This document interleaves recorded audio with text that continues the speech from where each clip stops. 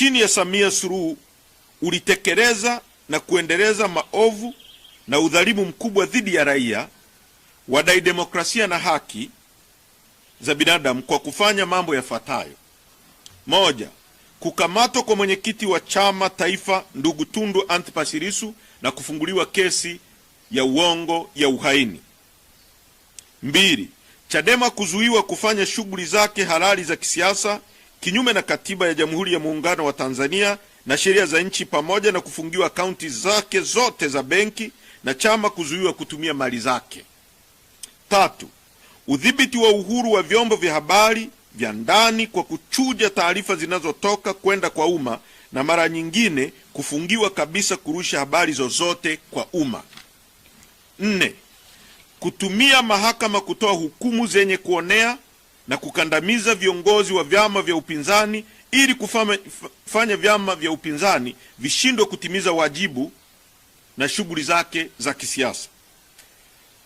Tano, kutekwa na kupotezwa kwa wanachama na Watanzania ambao hawajapatikana hadi leo. Sita, kuzimwa kwa mitandao ya kijamii na internet nchi nzima. Saba, kuwekwa amri batili ya kutotoka nje, yaani curfew, nchini kote baada ya saa 12 za jioni. Nane, kupigwa risasi na kuuawa kwa Watanzania wakati wa uchaguzi. Tisa, viongozi na wanachama wa Chadema kukamatwa na kufunguliwa kesi za uongo za jinai kutokana na msukumo wa kisiasa. 10, wananchi kunyimwa miili ya wapendwa wao na kushindwa kuwafanyia maziko yanayostahili. 11, kuhakikisha kukosekana kwa uwazi wa waangalizi wa kimataifa EU, UN na vyombo vya habari vya kimataifa kama vile CNN, BBC, DW na Al Jazeera. Pamoja na hayo, ripoti za AUEM, SADC, EOM na East Africa Community zinaonesha wazi ukosefu wa uwanja sawia na uhalali wa uchaguzi. Mambo yote haya yaliainishwa hapo juu yanaimarisha msimamo wa Chadema kuendelea kudai mabadiliko makubwa ya kikatiba, kisheria na kitaasisi ili hatimaye Tanzania iweze kuendesha shughuli zilizo huru, chaguzi zilizo huru, za haki na zinazoaminika mbele ya macho ya Watanzania na jumuiya za kimataifa kwa ujumla. Ili kufanikisha hayo, Chadema tunataka mambo yafuatayo: moja, mabadiliko makubwa ya kisheria na ya kiuendeshaji ya ofisi ya msajili wa vyama vya siasa. Mbili, mabadiliko makubwa kwenye mfumo wa mahakama za Tanzania ili ziweze kutoa haki bila upendeleo. Pointi namba 4, mauaji ya halaiki, utekaji, kupotezwa na ukatili mkubwa uliofanywa na serikali. Baada na kabla ya kinachoitwa uchaguzi, Tanzania na dunia kwa ujumla ilishuhudia mambo yafuatayo: moja, mauaji ya halaiki ya zaidi ya watu 2,000 na majeruhi zaidi ya 5,000 kwa muda wa wiki moja tu. Kuongezeka kwa wakimbizi wa ndani na nje ya nchi. Tatu, utekaji na upotezaji wa mamia ya raia, abduction and enforced disappearance. Tano, mateso ya kikatili, ubakaji na mauaji ya kinyama yaliyotekelezwa na maafisa wa vyombo vya ulinzi na usalama. Tano, ushiriki wa vyombo vya ulinzi na usalama kufanya matendo ya kihalifu dhidi ya binadamu ikiwemo mauaji ya raia, uporaji wa mali binafsi za watu na ukamataji holela ulioendana na utesaji. Sasa, Chadema inataka kukomeshwa mara moja kwa operesheni zote za utekaji, mateso, mauaji na upotezaji wa raia. Na Watanzania waliopotea kwa kutekwa waachiwe huru. Tunasisitiza kuwasilishwa na kukabidhiwa kwa familia zote miili ya wapendwa wao waliouawa kabla, wakati na baada ya tarehe 29 mwezi wa 10 ili hatimaye miili hiyo izikwe kwa heshima na desturi za Kitanzania.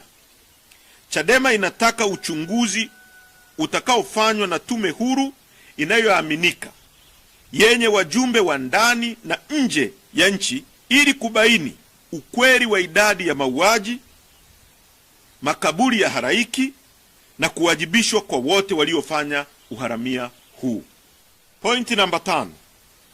Chadema na Watanzania tunataka serikali ya mpito isiyoongozwa na Samia Suluhu Hassan itakaowekwa chini ya usimamizi wa taasisi huru za kimataifa. Kwa kuwa serikali haina uhalali wowote, Chadema inataka kuanzishwa kwa serikali ya mpito ambayo: moja, haitaongozwa na Samia Suluhu Hassan wala serikali ya CCM, itakayoaminika na Watanzania na jumuiya za kimataifa. 2, itasimamiwa na mashirika ya kimataifa yenye kuaminika na yenye uwezo kama vile Umoja wa Mataifa, AU na SADC. 3, itarejesha utulivu, haki za kisiasa na za kiraia. 4, itafungua anga ya kisiasa na uhuru wa kujieleza. 5, itaratibu uchaguzi mpya wa kitaifa kwa uwazi, uadilifu na uangalizi huru wa kimataifa. 6, itahakikisha kuachiwa huru kwa wafungwa wote wa kisiasa na wote waliofunguliwa kesi za uongo.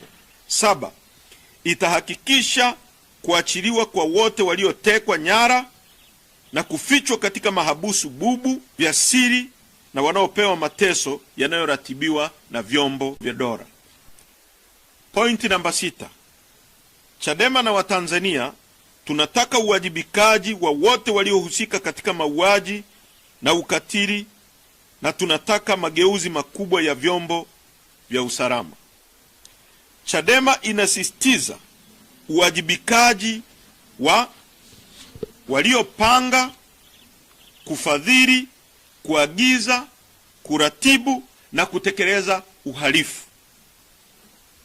2, viongozi wa kisiasa na watumishi wa umma waliotoa amri ya kupigwa risasi kwa Watanzania wenzetu na kuuawa.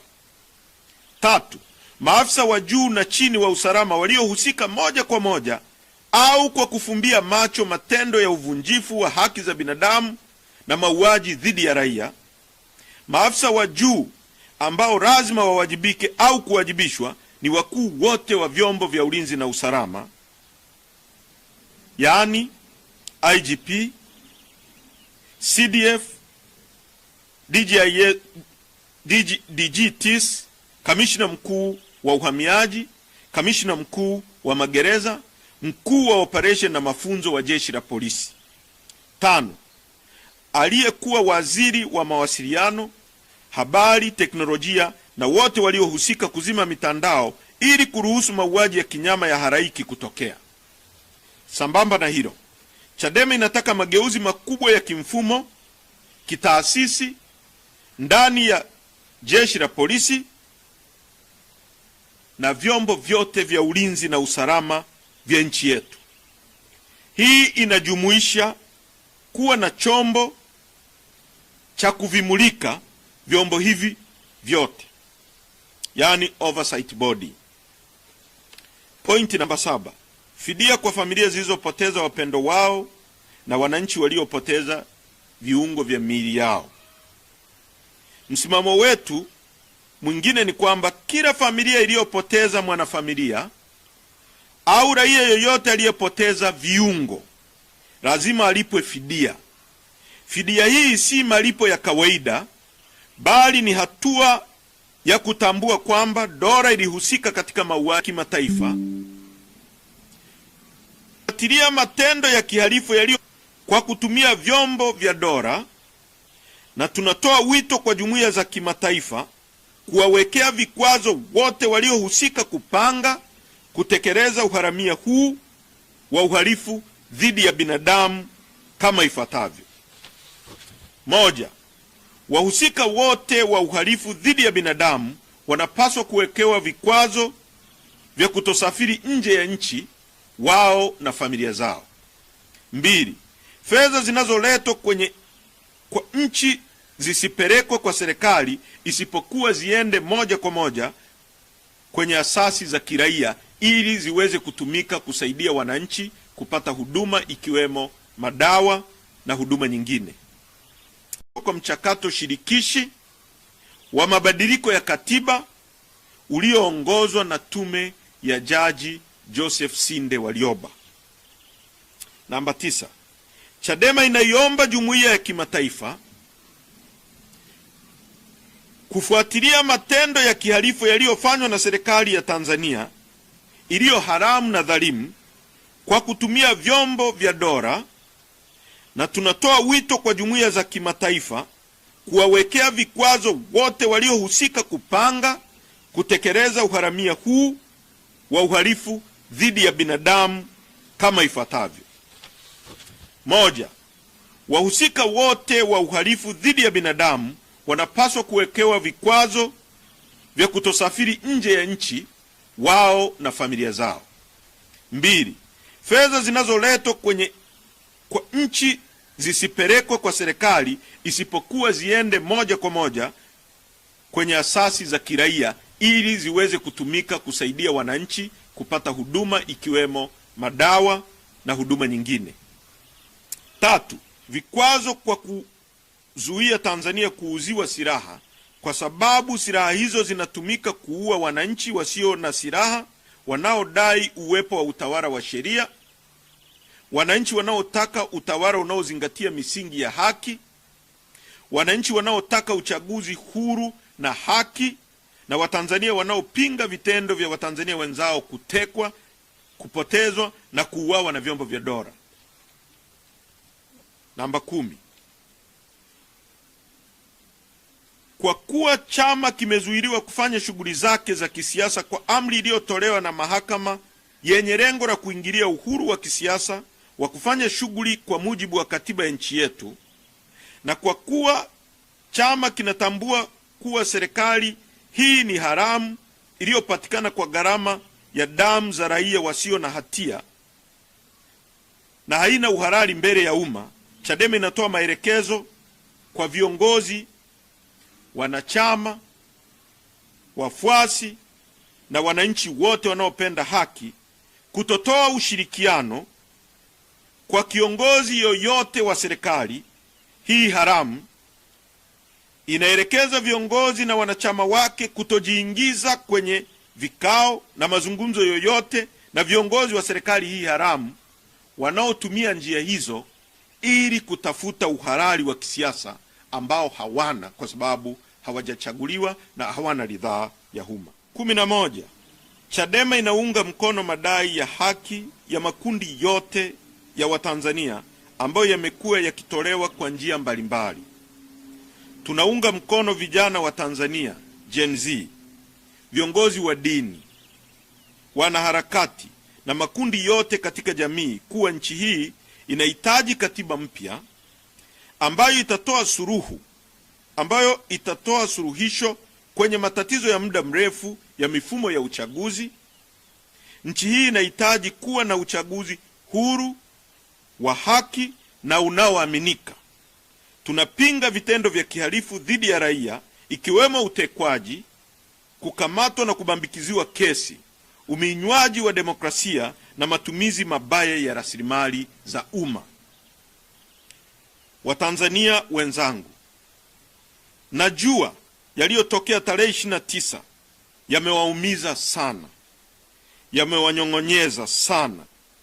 Nachukua nafasi hii kwa niaba ya chama chetu kuwapa pole, kuwatia moyo na kuwafariji.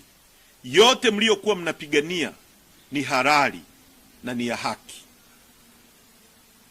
Mmepoteza vijana wenu, mmepoteza viungo na wengine wamepoteza mali zao. Poleni sana, poleni sana, na yote haya yana mwisho na tutashinda kwa pamoja. Mungu awabariki sana. Asanteni kwa kunisikiliza.